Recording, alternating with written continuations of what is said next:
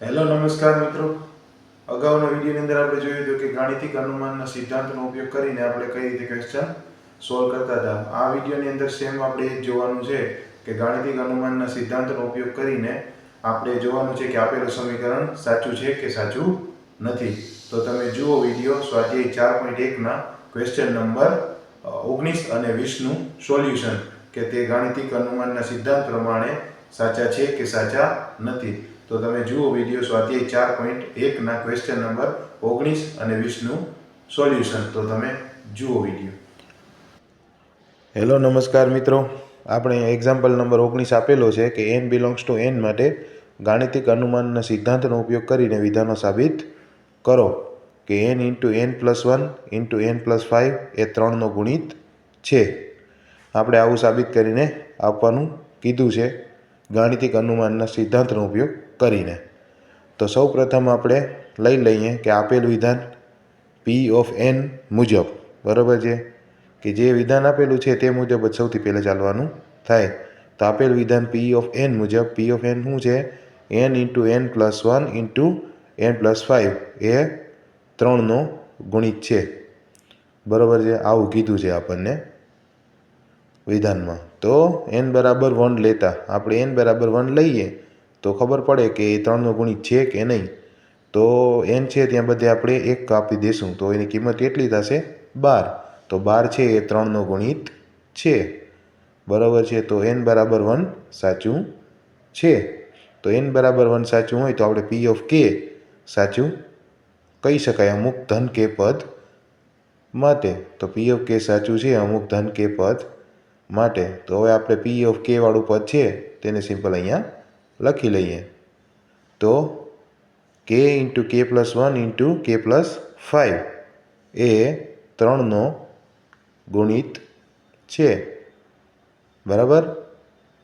માટે k into k plus 1 into k plus 5 is equal two 3 into m, બરાબર. 3નો ગુણિત છે જ્યાં m belongs to n. n બરાબર તમે કોઈ પણ પ્રાકૃતિક સંખ્યા હોઈ શકે, એને આપણે સમીકરણ 1 કહી દઈએ.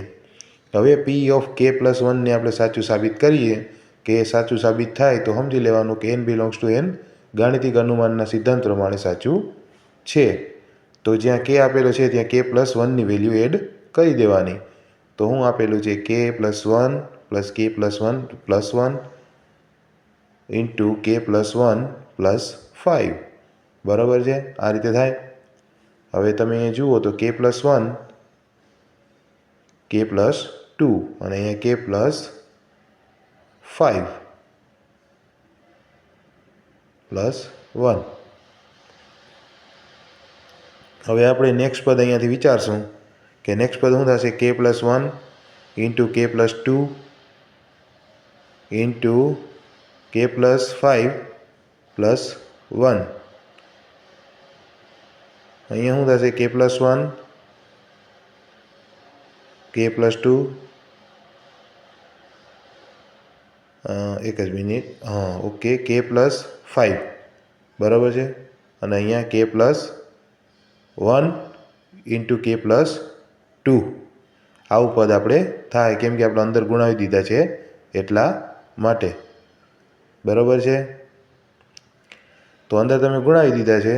હવે તમે સિમ્પલ જુઓ અહીંયા તો શું થશે? k into k plus 1 into k plus 5 plus 2 into k plus 1 into k plus 5, બરાબર છે.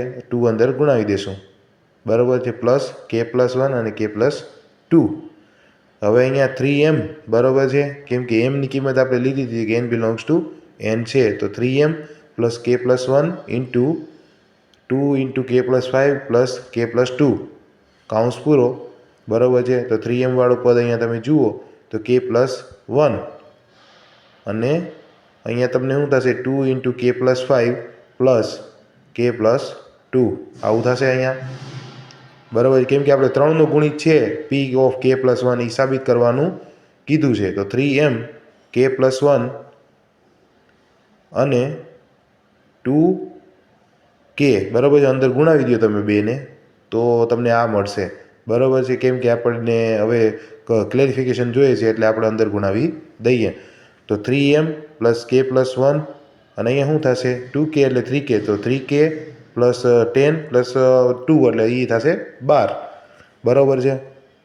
તો 3m પ્લસ 3ને કોમન લઈ લો તો k પ્લસ 1 અને અહીંયા વધશે શું વધશે k પ્લસ 4 બરાબર છે. 3ને કોમન આપણે સિમ્પલ લઈ લઈએ છીએ તો અહીંયા શું થશે 3 into m plus k plus 1 k plus 4 બરાબર છે. તો 3 ઇન્ટુ ક્યુ બરાબર છે, કેમ કે ક્યુ જ્યાં ક્યુ છે એના બરાબર શું થશે ક્યુ ઇઝ ઇક્વલ ટુ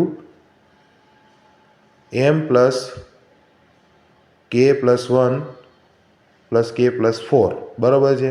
આપણે ક્યુની કિંમત આટલી છે બરાબર છે. તો ક્યુ છે જે ક્યુ એ તમને મળી ગયો અને એ 3નો ગુણિત પણ છે, એના 3 ગુણાય પણ છે. તો k plus 1 into k plus 1 plus 1 k plus 1 plus 5 is equal two કે 3નો ગુણિત છે બરાબર છે. આ રીતે તમે લખી શકો. હવે એ 3નો ગુણિત હોય તો તમે p ઓફ k પ્લસ 1 એને સાચું સાબિત કરી શકો. એટલે એ સાચું છે જ્યારે p ઓફ k સાચું હોય. માટે ગાણિતિક અનુમાનના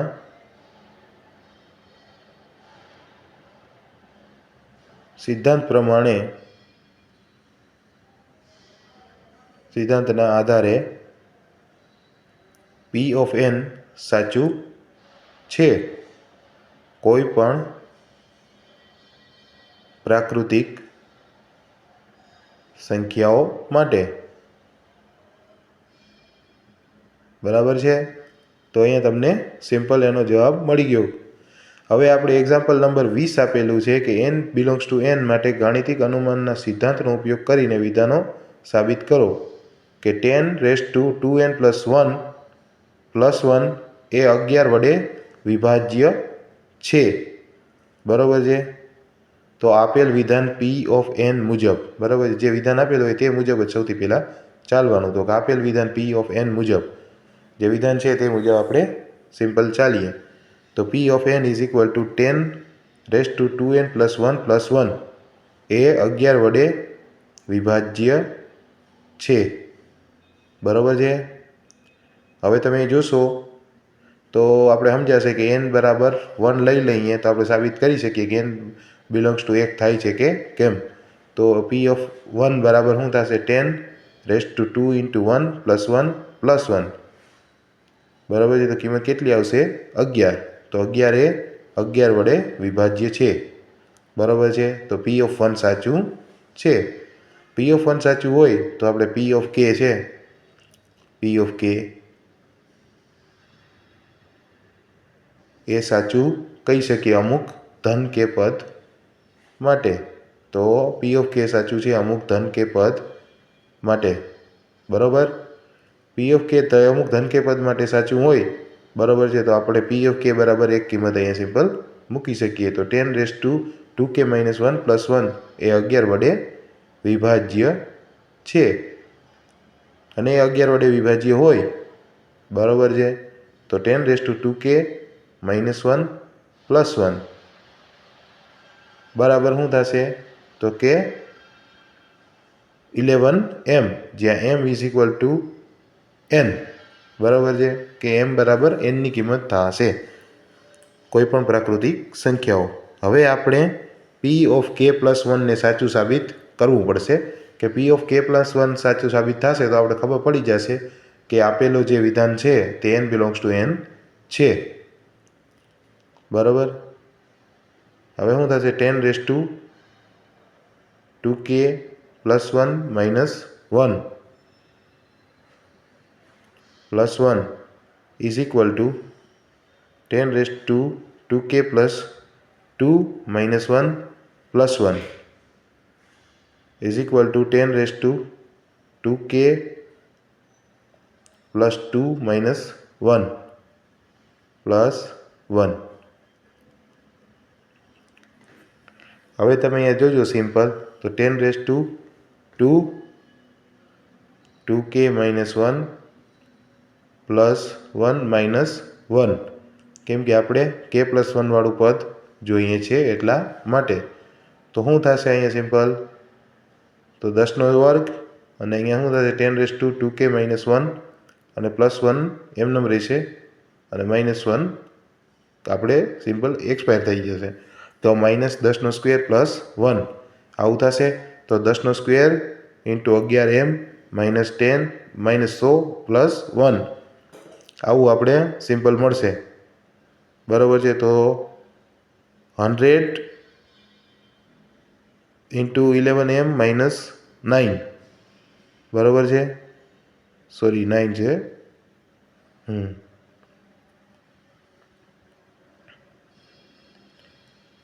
તો 11r જે r બરાબર શું થશે 100m - 9 બરાબર છે. એ પ્રાકૃતિક સંખ્યા છે. બરાબર છે. હવે અહીં સિમ્પલ તમે આ રીતે લખી શકો કે 10⁻²k + 1 - 1 પ્લસ બધેમાં 1 એ 11 વડે વિભાજ્ય છે. 11 વડે વિભાજ્ય હોય તો Pk+1 સાચું છે. Pk1 સાચું ક્યારે હોય? જ્યારે Pk સાચું હોય. તો Pk+1 સાચું છે જ્યારે Pk સાચું હોય. તો ગાણિતિક અનુમાનના સિદ્ધાંત પ્રમાણે ના આધારે Pn સાચું છે.